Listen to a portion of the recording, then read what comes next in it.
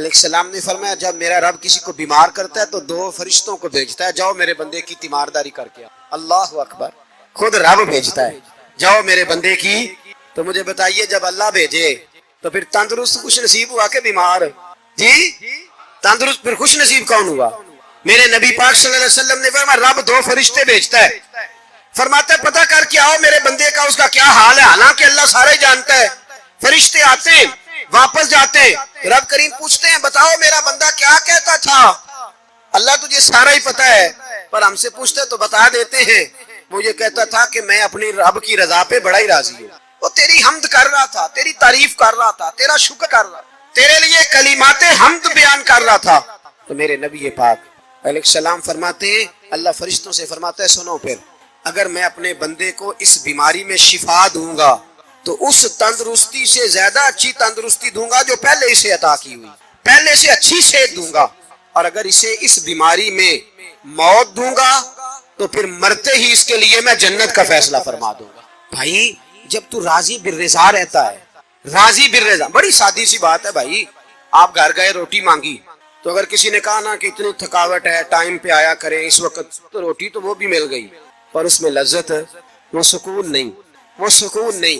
میری اماں جی سالن پکا کے رکھ لیتی تھی تو روٹی جب بھی کوئی مانگتا تھا تو تازی بنا کے دیتی تھی، ان کی طبیعت تھی۔ تو میں اکثر ان سے کہتا کہ اماں جی پکا کے رکھ دیا کرو، تو کہتے تمہیں خوشی نہیں ہوتی جب تمہاری اماں تازی پکا کے دیتی ہے؟ خوشی ہوتی ہے، طبیعت میں خوشی ہوتی ہے۔ ان کا مزاج تھا، ذوق تھا، تو ہم سمجھتے تھے یار یہ بڑی سعادت کی بات۔ تو آپ گھر گئے رات کو تو گھر والوں سے کہا روٹی، تو فوراً اٹھے فوراً، اور انہوں نے کھانا تازہ بنایا اور ساتھ یہ بھی کہا باہر سے نہ کھایا کرے بندہ بیمار ہو جاتا ہے۔ کتنی ٹھنڈک پہنچتی ہے آدمی کے دل کو، سکون ملتا۔ تو بھائی بیماری تو آپ نے کاٹ لی، لیکن ساتھ کہو ہو بڑا بیمار ہوں، میں نے تو اتنے گناہ بھی نہیں کیے، ظلم بھی نہیں کیا، کسی کو کچھ بھی، اب بیماری تب بھی کٹ گئی۔ پر بڑی آزمائش، مریض ڈاکٹر کے گلے پڑ رہا ہے، اس کے لواحقین جھگڑے کر رہے، بیماری وہ بھی کٹ گئی۔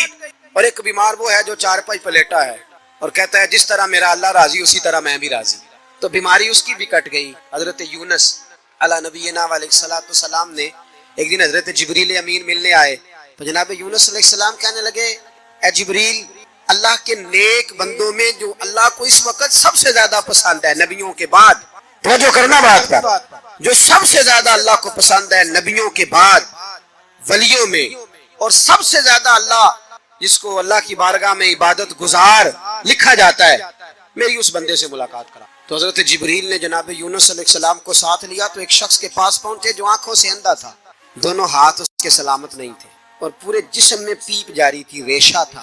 جب جا کے السلام علیکم کہا نا حضرت یونس نے، اس نے وعلیکم السلام کے بعد پہلا لفظ پتہ کیا کہا؟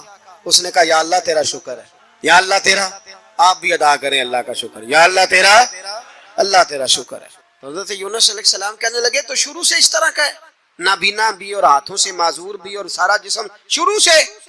تو بڑے خوبصورت لفظ اس بیمار نے کہے، کہنے لگے نہیں حضور میں بالکل ٹھیک ٹھاک تھا، جب تک میرے رب نے چاہا کہ یہ دنیا کو دیکھے تو تب تک اس نے مجھے آنکھیں دی، اور جب اس نے چاہا کہ اب اس کا دیکھنا بہتر نہیں تو اس نے واپس لے لی۔ تو یا اللہ تیرا شکر ہے، اللہ تیرا شکر ہے۔ پھر کہا جب تک اس نے چاہا کہ میرے ہاتھ رہے تب تک رہے، جب اس نے چاہا کہ میرے لیے بہتر نہیں تو اس نے لے لیے، تو یا اللہ تیرا شکر ہے۔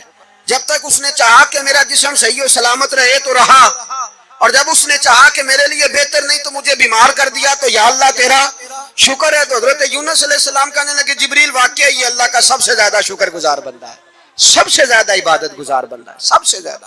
میرے نبی پاک علیہ السلام نے فرمایا میرا مومن ہر حال میں نفع میں ہے، نعمت ملے تو شکر کر کے نفع، مصیبت آئے تو صبر کر کے نفع۔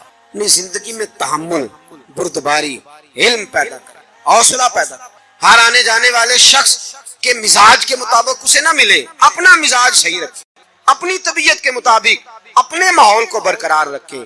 علم کے ساتھ گزارا کرو گے تو رشتہ داروں سے بھی بنی رہے گی، دوستوں سے بھی بنی رہے گی، ہر ایک سے تعلق رہے گا۔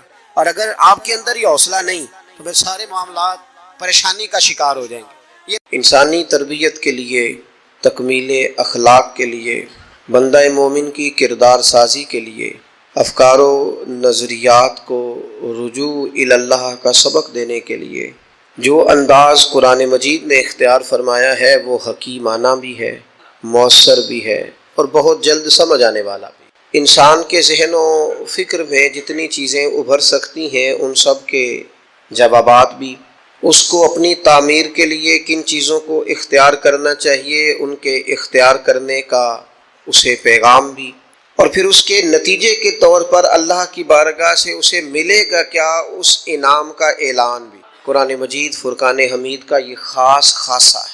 قرآن حکیم کی سورہ انفال میں سے 3 آیات میں نے تلاوت کی ہیں۔ اللہ کریم نے دیکھیے یہاں ان تینوں آیات کے اندر کس مؤثر انداز میں اور کس خوبصورت پیرائے کے اندر ہمیں سمجھایا ہے کہ ہم نے اپنی زندگی اس طرح کی بنانی ہے کہ رب رسول کی بارگاہ میں قبول ہو جائے، اللہ کے انعامات نصیب ہوں۔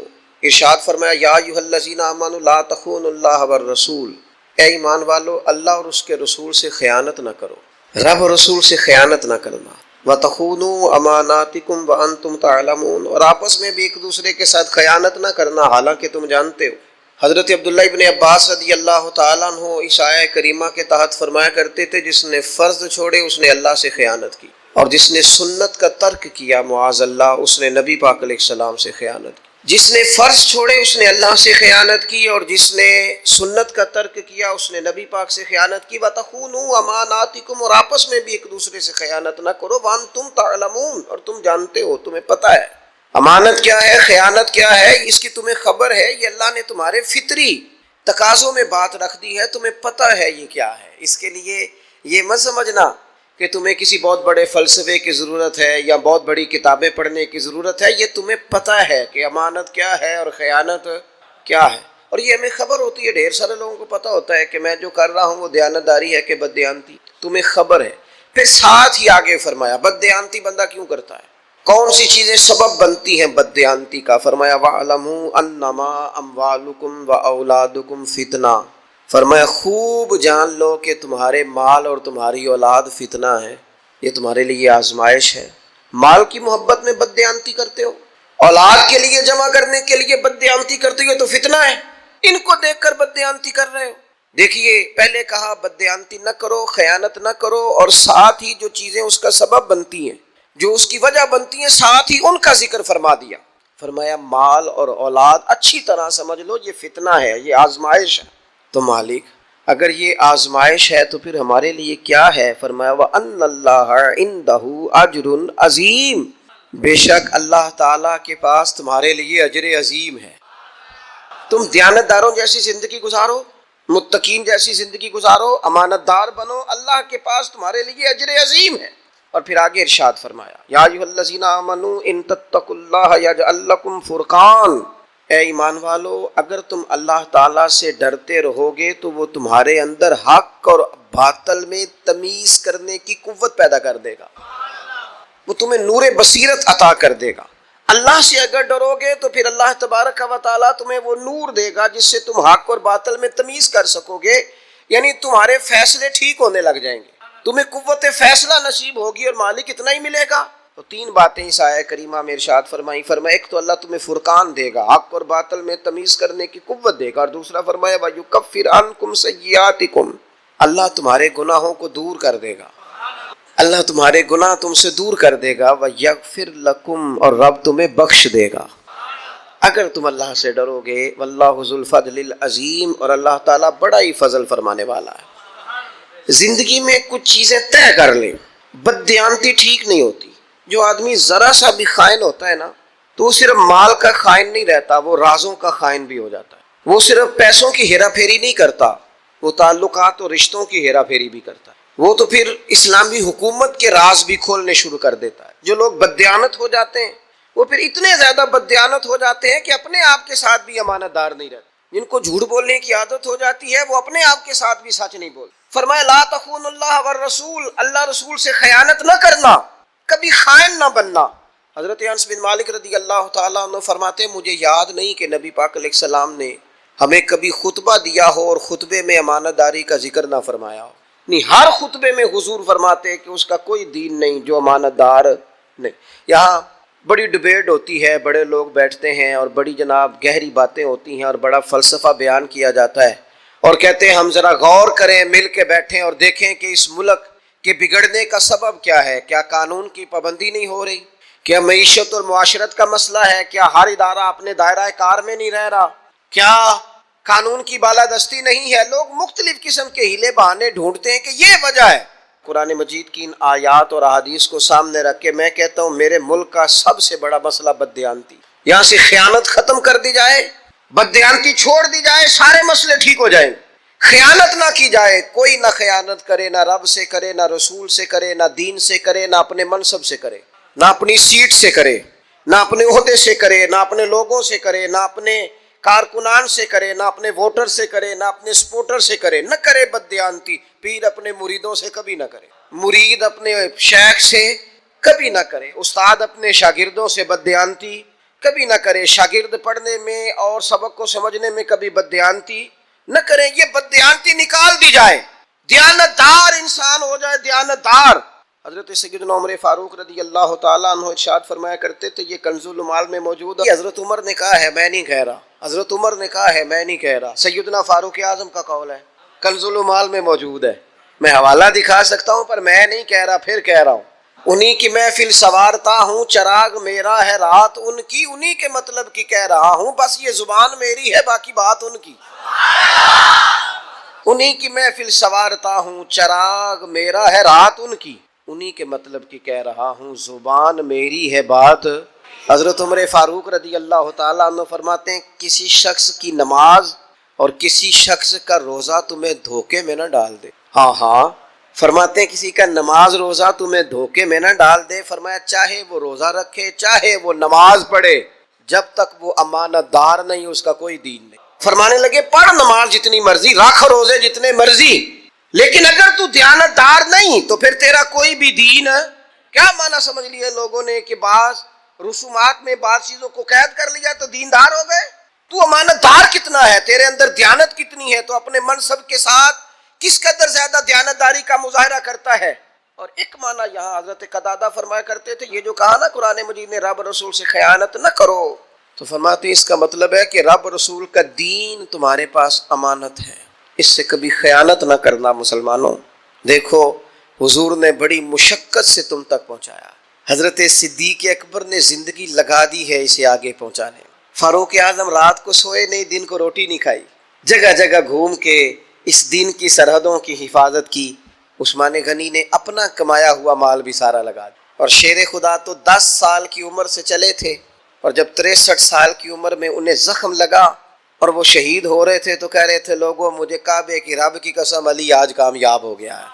وہ انہوں نے نا اس دین کو دیانتداری سے آگے پہنچایا۔ پھر وقت آیا نا جب امام حسین پر کہ اب امانت آپ کے پاس ہے تو آپ نے بچانی ہے۔ حسین آپ عہدہ بچائیں گے کہ امانت؟ حسین بتائیے آپ زندگی بچائیں گے یا دین کی امانت بچائیں گے؟ بتائیے آپ بچے بچائیں گے یا دین کی امانت بچائیں گے؟ تو حسین ابن علی نے کہا یہ سارا کربلا میں نظر ڈال کے دیکھو، میرے علی اکبر سے لے کر قاسم تک، اور قاسم بن حسن سے لے کر علی اصغر تک، اور پھر یہ دیکھو نیزے پر جو بلند ہو رہا ہے یہ وہی شخص ہے جو مدینے والے رسول کے کندھوں پر بلند ہوا کرتا تھا۔ یہ دیکھ لو ہم نے کچھ نہیں بچا کے رکھا، سارا کچھ پیش کیا ہے، اس لیے کہ اگر دین کی امانت ہم تک آئی ہے، ہمارے پاس بھی امانت آئی ہے۔ رسم، ناراض نہ ہو جائیں مجھ سے اساتذہ اور طلباء، پڑھنا پڑھانا وہ بھی رسم، محفلیں تقریریں سننا سنانا جلسے رسم، آنا جانا تصویریں، مشہور مولوی، مشہور نعت خواں، مشہور خطیب، مشہور قاری، رسم۔ تڑپ کے اقبال کہنے لگے رہ گئی رسم ازاں، رہ گئی رسم ازاں، روح بلالی نہ رہی، دیکھو یہاں فلسفہ رہ گیا ہے، تلقین غزالی نہ رہی، کچھ بھی نہیں پیچھے، چند رسومات کے پابند مسلمان اور چھٹی۔ لا تخون اللہ والرسول، اللہ اور اس کے رسول سے کبھی خیانت، یہ تمہارے پاس امانت ہے، اس سے کبھی خیانت نہ کرو۔ جو آدمی امانت دار نہیں ہوتا، اور پھر نبی پاک علیہ السلام نے فرمایا، مستدرک کے اندر روایت موجود ہے، حضور علیہ السلام فرمانے لگے لوگوں پر ان قریب ایک زمانہ ایسا آئے گا کہ جس زمانے میں جھوٹے کو سچا کہا جائے گا اور سچے کو جھوٹا کہا جائے گا۔ فرمایا جس زمانے کے اندر بددیانت کو امانت دار کہا جائے گا اور امانت دار کو بددیانت کہا جائے گا۔ دیکھو بددیانت کو امانت دار کہہ رہے ہو، اتنے بڑے خائن کو امانت دار کہہ رہے ہو۔ میرے کریم نے فرمایا زمانہ آئے گا سچے کو جھوٹا، جھوٹے کو خرد کا نام جنو رکھ دیا، جنو کا خرد، جو چاہے آپ کا حسن کرشمہ ساز کرے، جو طبیعت میں آئے، جو مزاج یار میں آئے. لوگوں نے جھوٹے کا نام سچا، سچے کا نام. نبی پاک علیہ الصلوۃ والسلام فرمانے لگے لوگوں کو زکوٰۃ کا عامل بنایا جاتا ہے، زکوٰۃ اکٹھی کرنے کے لیے بھیجا جاتا ہے. واپس آ کے کہتے ہیں زکوٰۃ بھی اکٹھی کی، ہمیں تحفے بھی ملے ہیں. تو حضور فرمانے لگے گھر میں جا کے اماں کے پاس بیٹھو، پھر پتہ کرتے ہیں تمہیں تحفے کتنے ملتے ہیں. کہ جیسے ہی کوئی بندہ کسی سرکاری عہدے پہ آتا ہے وہ کہتا ہے مجھے فلانے نے گفٹ دیا ہے، اور میرے بھائی پہلے کیوں نہیں دیا تھا؟ یہ تیرے عہدے کا ہدیہ ہے، یہ تیرے عہدے کا گفٹ ہے، تیرا گفٹ نہیں ہے. یاد رکھیے گا، بددیانتی نہیں، خیانت نہیں، کسی مقام پر بھی جھوٹ نہیں. یہ بندے کو کمزور بنتا نا. میں ان ساری باتوں کا نچوڑ اپنے لفظوں میں کہنے لگا ہوں. میں کوئی بڑا آدمی نہیں ہوں کہ میرا کوئی قول ہو یا میرا کوئی قول بیان ہو. ان ساری باتوں کا نچوڑ اور ڈھیر ساری چیزیں پڑھنے کے بعد ایک بات آپ کے سامنے رکھنے لگا ہوں. اسے یاد رکھنا، جو آدمی بددیانت ہو جاتا ہے نا، خائن ہو جاتا ہے نا، خیانت کرتا ہے، وہ آدمی اپنے آپ کے ساتھ بھی مخلص نہیں رہتا. اقبال کہنے لگے اپنے من میں ڈوب کر پا جا سراغ زندگی، اور چل تو اگر میرا نہیں بنتا اپنا تو بن. اے اپنا ہی بن جا اپنے آپ کے ساتھ. لیکن بددیانت آدمی کبھی اپنے آپ کے ساتھ بھی مخلص، تو اگر میرا نہیں بنتا نہ بن، اور چل اپنا ہی بن. لیکن اپنا بننے کو بھی تیار، خیانت نہ کرے زندگی. اور جہاں تک اس بات کا تعلق ہے کہ خیانت کیوں ہوتی ہے، میں جی بچوں کے لیے کما رہا ہوں، بچوں کے رازق آپ ہیں کہ اللہ ہے؟ کہتے ہیں بچوں کے لیے کر رہا ہوں. اچھا بچوں کے لیے کوئی نہیں کرتے، بچوں کے لیے کما رہا ہوں. مکان بچوں کے نام ہے کہ ابا جی کے؟ بینک بیلنس ایسے ہی بچوں کے لیے کما رہے تو دے نا بچوں کو، تیرا پتہ چلے. کرنا وقت پہ نام، بچوں کو تو آخری دن تک کہہ رہا ہے یہ نہیں ملتی تو انہوں کوئی شے. یہ تو بات دیکھوں گا جب تم میرے فرما بردار ہوگے تو پھر دیکھوں گا کسی کو کیا دینا ہے. اللہ فرماتے ہیں کیا دھوکہ دے رہا ہے اپنے آپ کو. اولاد کی بات کرتا ہے، مال کے لیے دوڑتا ہے. فرمایا وَاعْلَمُوا أَنَّمَا أَمْوَالُكُمْ وَأَوْلَادُكُمْ فِتْنَةٌ. خوب جان لو یہ مال اور اولاد. نبی پاک علیہ السلام کی بارگاہ میں ایک بچہ لایا گیا تو حضور نے اس سے پیار کیا اور بوسہ لے کے حضور فرمانے لگے یہ جو اولاد ہے نا، یہ بندے کو بخیل بھی کر دیتی ہے اور بزدل بھی کر دیتی ہے. اس سے پیار کرنے کا حکم ہے، اپنے بچوں سے محبت کا کہا گیا، لیکن اس محبت میں اتنا غلو نہ کرے کہ بچوں کے کہنے پر حرام اکٹھا کرتا پھرے. اس میں اتنا غلو نہ کرے کہ بچوں کے کہنے پر، بیوی کے کہنے پر ناجائز مال جمع کرے. اس میں اتنا غلو نہ کرے کہ وہ اپنے بچوں کو پالنے کے لیے کسی کے بچوں کا حق مارنا شروع کر. اس لیے کہ یہ آزمائش ہے مال اور اولاد. اس طرح آگے دور نہ نکل جائے کہ وہ اپنا گھر سجانے کے لیے کسی کے گھر کو اجاڑ دے، اپنا آنگن روشن کرنے کے لیے کسی کے گھر میں اندھیرا کر دے. فرمایا یہ مال اور اولاد فتنہ ہے. اور اس معنی میں بھی فتنہ ہے کہ اگر تم نے مال کمایا اور صحیح جگہ پہ خرچ نہ کیا تو پھر بھی آزمائش. اولاد ہے اور اس کی صحیح تربیت نہیں کی تو پھر بھی آزمائش. بچے صحابہ کے بھی تھے، بچے اہل البیت کے بھی تھے، اولیاء اللہ کے بھی تھے، لیکن وہ جب اپنی زندگی ترتیب دیتے تھے تو اولاد دیکھ کے ترتیب نہیں دیتے تھے، رب رسول کو دیکھ کے ترتیب دیتے.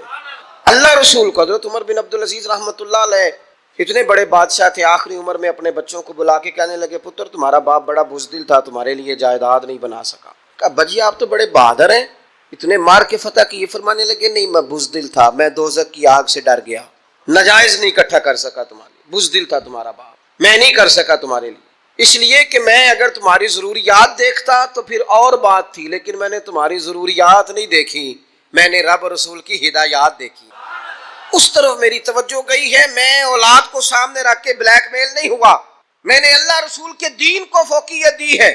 اس کو میں نے فتنے کو فتنہ ہی جانا ہے، میں نے اسے کبھی بھی ذہن اور دماغ پر سوار نہیں کیا. حضرت عمر فاروق رضی اللہ تعالیٰ عنہ کے بیٹے ملک سے باہر گئے اور تجارت کر کے، باقی لوگ بھی گئے تھے لیکن حضرت عمر کے بیٹے ذرا زیادہ نفع کما کے لائے تو جناب فاروق اعظم فرمانے لگے تجھے زیادہ نفع کیوں ہوا؟ کہنے لگے لوگوں نے مال زیادہ خریدا ہے. فرمایا لوگوں کو پتہ چل گیا ہوگا تو عمر کا بیٹا ہے، تو امیر المومنین کا بیٹا ہے. کہا حضور وہ تو بات ہے. تو آپ فرمانے لگے پھر جتنا نفع لوگوں کو ہوا ہے نا اتنا رکھ لے اور باقی مال غنیمت میں جمع کرا، اس لیے کہ وہ تیرا نفع نہیں ہے، وہ جس عہدے پہ تیرا باپ بیٹھا ہے اس عہدے کے نام کا نفع ہے، اسے جمع کرا. اپنے معاملات کو سمجھیں، چیزوں کو دیکھیں، ان پر غور کریں، تفکر کریں، فکر کریں. میں نے دیکھا ہے ادارے بنتے ہیں، ہاسپٹل بنتے ہیں، پھر اس کے بعد لوگ دیکھتے ہیں کہ میں اپنا فلانا رشتہ دار فلانی جگہ کیسے سیٹ کرا سکتا ہوں. ایک کو کنٹین پہ بٹھاتے ہیں، ایک کو فلانی جگہ بٹھاتے ہیں، ایک کو فلانی جگہ. یہ صاحب کون ہے؟ جو پڑھے لکھے ہیں وہ دفتروں میں، جو ان پڑھ ہیں وہ فلاں گیٹ پہ، فلاں جگہ. اقربا پروری عام ہو جاتی. اگرچہ کام مشکل ہے کہ بندہ پھر اس کے بعد حوصلہ کرے اور اقربا پروری نہ کرے، رشتہ داروں کو آگے نہ لائے. کام مشکل ہے لیکن یاد رکھنا جب بندہ بے لوث ہونا پھر بڑا آسان ہوتا ہے. جب اس کے سامنے ذاتی مفادات نہ ہوں، بڑے مقاصد ہوں، اس کے سامنے اس نے کچھ بڑا اچیو کرنا ہو، پھر اس کے لیے آسان ہوتا ہے. اپنی زندگی سے اس اور دوسری بات، ایک تو ہے نا اولاد کا فتنہ، مال بھی بڑا فتنہ ہے. 2 کو 4 کرنا، 4 کو 8 کرنا، 8 کو 16 کرنا بڑی بیماری ہے. اور جیسے جیسے عمر بڑھتی جاتی ہے، حدیث پاک بتاتی ہے کہ پیسوں کی محبت بڑھتی جاتی ہے انسان کے مزاج میں. نبی اکرم صلی اللہ تعالی علیہ وسلم نے اسے فتنہ کہا. ضرورت کے لیے ٹھیک ہے، لالچ کے لیے ٹھیک. ہر شے پیسے نہیں یار. پیسوں سے صحت خریدی جاتی تو کبھی مالدار بیمار نہ ہوتے. پیسوں سے عزت خریدی جاتی تو پھر کبھی بھی کسی غریب کے حصے میں عزت نہ آتی.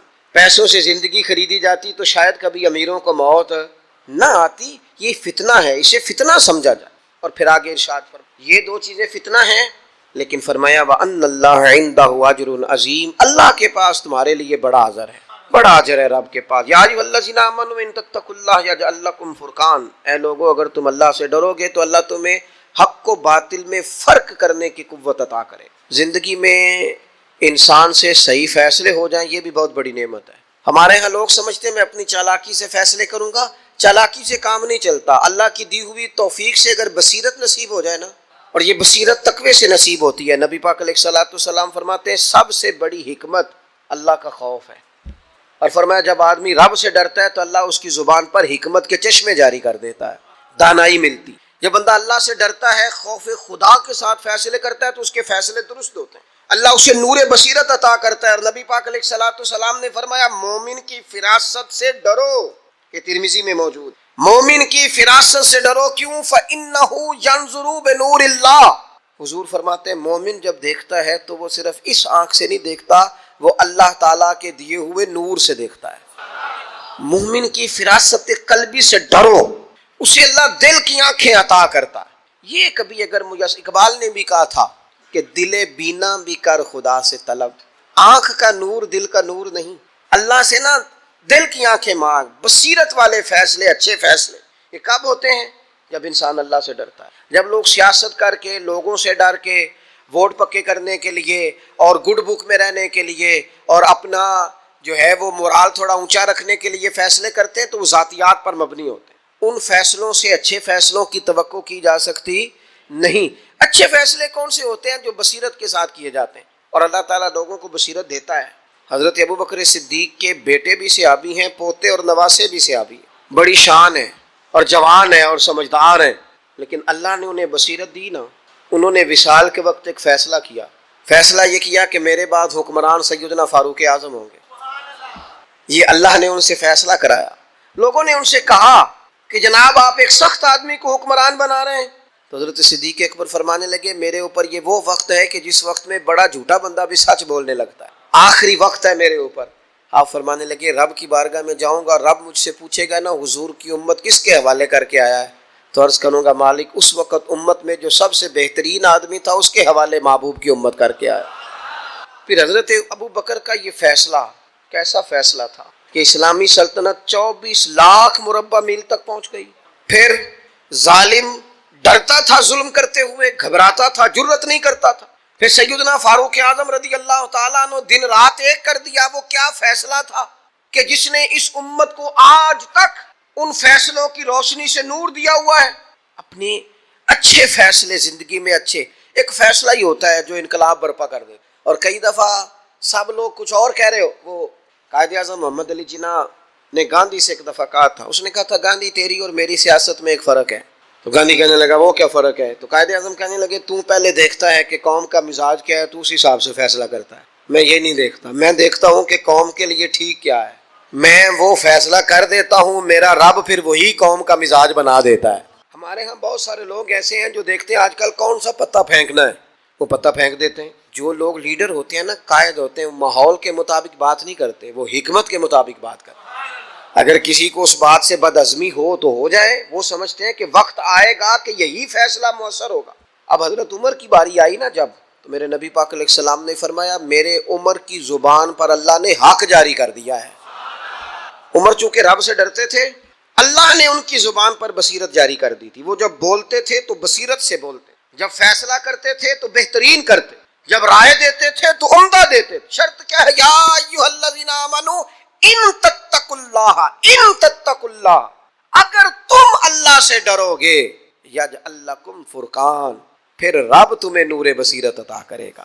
پہلے تم ڈر جاؤ، فیصلے اللہ سے ڈر کے، پھر وہ تمہیں بصیرت کا نور دے گا، روشنی دے گا. حضرت عمر کو ملی. اور سیدنا عثمان غنی کا تو یہ حال تھا کہ ایک شخص آپ کے پاس آیا اور وہ بات کرنے لگا تو آپ فرمانے لگے بد نگاہی کر کے ہے، اور اس کی حضور معاف کر دیں، آنکھ بھٹک گئی تھی.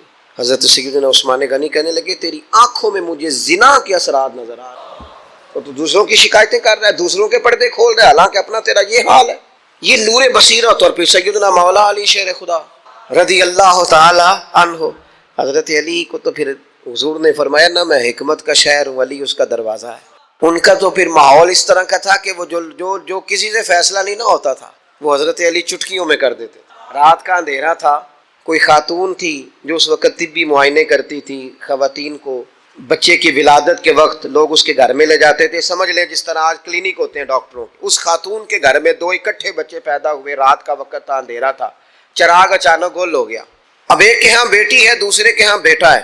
تو حضرت علی المرتضیٰ شیر خدا کرم اللہ تعالیٰ وجہ الکریم کی بارگاہ میں فیصلہ آیا. حضور دونوں کہہ رہی ہیں بیٹا ہمارا ہے، فیصلہ کریں.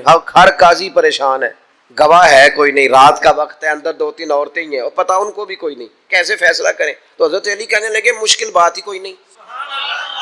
جب عورت کے ہاں ولادت ہوتی ہے تو اللہ تعالیٰ اس کے سینے میں دودھ بھی عطا کرتا ہے. فرمایا تھوڑا تھوڑا دودھ دونوں کا نکال کے تول لو، جس کا دودھ وزنی ہوگا بیٹا اس کا ہے. حضور یہ آپ نے کہاں سے فیصلہ کیا؟ فرمانے لگے قرآن پاک سے. کہا وہ کس طرح؟ فرمانے لگے اللہ نے قرآن میں بیٹے کا حصہ ہی ڈبل رکھا ہے. یا ایھا الذین آمنوا ان تتقوا اللہ یجعل لکم فرقان، اگر تم اللہ سے ڈرو گے تو اللہ تمہیں نور بصیرت عطا کرے گا. اللہ نے بیٹے کا حصہ ڈبل رکھا ہے. فرمایا لہذا جب بیٹا پیدا ہوتا ہے تو عورت کے دودھ میں طاقت بھی ڈبل ہوتی ہے، لہذا جا کے تول لو. لوگوں نے واقعی تولا اور آگے کہنے لگے اب تو ہمارا بڑا دل کرتا ہے علی آپ کی بار بار زیارت کریں. وہ تو ہے نا کہ 25% زیادہ ہو. حضور ایسا نہیں ہوا، ڈبل ہی زیادہ ہے، آدھا وزن زیادہ ہے، یہ دیکھا ہے ہم نے. تو جب بندہ اللہ سے ڈرتا ہے پھر اللہ تعالیٰ اسے نورے. ہم فیصلہ کرتے ہی ایسا ہے جس میں کوئی ناراض نہ ہو، حالانکہ یہ ہو سکتا نہیں. 2 بندوں کا فیصلہ ہے تو ایک نے تو ناراض شروع کر دیں، جھوٹے کو ناراض کرنا، بددیانت کو ناراض کرنا شروع کر دیں. جس کی غلطی ہے جرت کے ساتھ اسے کہیں کہ تو غلط ہے، یہ کر دیں، یہ کریں. اس سے سوسائٹی کے اندر عدل پیدا ہوگا، انصاف پیدا ہوگا. ہم یہ جرت نہیں کرتے، ہم ہمت کے ساتھ فیصلہ نہیں کرتے تو اللہ بصیرت کا نور یہ مل جاتا ہے. یہ مت سمجھا کریں کہ یہ صرف انہی لوگوں کا خاصہ تھا، رب کا قرآن سب کے لیے. اے ایمان والو اللہ سے ڈرو، اللہ تمہیں بصیرت کی روشنی عطا کرے گا. اپنی زندگی میں اگر رب سے ڈر کے فیصلے کریں گے تو فیصلے درست ہو جائیں گے. ارشاد فرمایا وَيُكَفِّرْ عَنْكُمْ سَيِّئَاتِكُمْ، اللہ نہ تمہارے گناہ تم سے دور کر دے گا. اور یکفر کا ایک معنی مفسرین کرام نے یہ بھی کیا ہے کہ اللہ تمہارے گناہ چھپا دے گا. اگر تم اللہ سے ڈرو گے نا ایمان والو، اگر تقوی اختیار کرو گے تو کبھی کسی غفلت کی وجہ سے کوئی غلطی ہو بھی گئی تو رب تمہیں رسوا نہیں کرے گا، تمہارے گناہ چھپا دے گا. اگر اللہ سے ڈرو گے تو تمہاری پردہ پوشی کی جائے گی، تمہارے گناہ چھپا دیے جائیں گے، تمہارے پردے ڈالے جائیں گے. شرط یہ ہے کہ ان تتقوا اللہ، اگر تم اللہ سے ڈرو تو یا اللہ سے چھپائے جائیں گے، یعنی یہاں چھپ جائیں اور قیامت میں کھل جائیں. فرمایا وَيَغْفِرْ لَكُمْ، اور اللہ تمہیں معاف فرما دے گا، اللہ تمہیں بخش دے گا. واللہ ذو الفضل العظیم، اللہ بڑے ہی فضل والا ہے. یہ 3 انعام اللہ تمہیں دے گا. ایک تو اللہ تمہیں بصیرت کی روشنی عطا کرے گا، نور بصیرت دے گا. ایک اللہ تمہارے گناہوں کو تم سے دور کر دے گا، تمہاری پردہ پوشی ہوگی. وَيَغْفِرْ لَكُمْ، اور تمہارے گناہوں کو بخش دے گا. کیوں؟ واللہ ذو الفضل العظیم، اللہ بڑا ہی فضل کرنے والا ہے. اپنی زندگی میں کبھی خیانت نہ کریں، کبھی بددیانتی نہ کریں، دیانتداری سے، معاملہ فہمی سے. آپ واقف بندے کو دیکھ کر صرف اس کا کام نہ کریں، آپ اپنے منصب کا خیال کریں، منصب کی ذمہ داریاں ادا کریں، تعلقات کی صرف نہ ادا کریں. تعلق نبھانا بھی اچھی بات ہے پر منصب کا خیال کریں. آپ نے جو بھی جس منصب سے بھی آپ کا تعلق ہے نا، جس منصب سے بھی اگر ہماری کہیں نسبت ہے نا تو پھر ہمیں اس نسبت کا پاس بھی ہونا چاہیے. میں جی بہت اچھے پیر صاحب کا مرید ہوں تو پھر اس کا لحاظ کیا ہے؟ تو بیوی کو گالی دے معاذ اللہ تو بیوی کہے گی یہ سکھایا تجھے تیرے پیر صاحب نے، یہ سبق دیتے ہیں تجھے تیرے استاد صاحب. اماں کہے گی یہ تجھے انہوں نے نصیحت کی ہے، یہ تم نے سیکھا ہے. تو اگر نسبتیں اونچی ہوں تو پھر کردار بھی اونچا ہونا چاہیے. پھر اپنے ان تعلقات کا انسان کو دیانتدار بھی ہونا چاہیے. وہ آپ یقین کریں جتنا کسی شخص سے لوگ پیار زیادہ کرنے لگ جاتے ہیں نا اس کی ذمہ داریاں بھی بڑھ جاتی ہیں. سب سیاں رل پانی نو چلیاں وچوں کوئی موڑ سی پار کے تے جنہاں نے پار کے سر تے چایا ہے اے پھر قدم رکھن ڈر ڈر کے. ان کے ذمہ دیانتداری ہے نا. اب یہ ڈر ڈر کے پھونک پھونک کے سوچ سمجھ جنہاں نے پار کے، کیونکہ ان کا دیوانہ ہوں ان کا مجذوب ہوں. کیا یہ کم ہے کہ میں ان سے منسوب ہوں حضور سید عالم علیہ الصلوۃ. وہ اقبال کہتے ہیں چوں بگویم بمسلمانم بلرزم. جب میں کہتا ہوں نا میں مسلمان ہوں تو میرا جسم کانپنے لگ جاتا ہے. میں مسلمان ہوں حضور کا ماننے والا. چوں بگویم بمسلمانم بلرزم، اس لیے کہ میں لا الہ الا اللہ کی مشکلات کو جانتا ہوں. دیانتداروں جیسی زندگی گزاریں. آپ جو بھی ہیں اپنے منصب کا لحاظ کریں، اپنے عہدے کا اپنی نسبت کا خیال کریں. اللہ سمجھنے کی توفیق عطا فرمائے.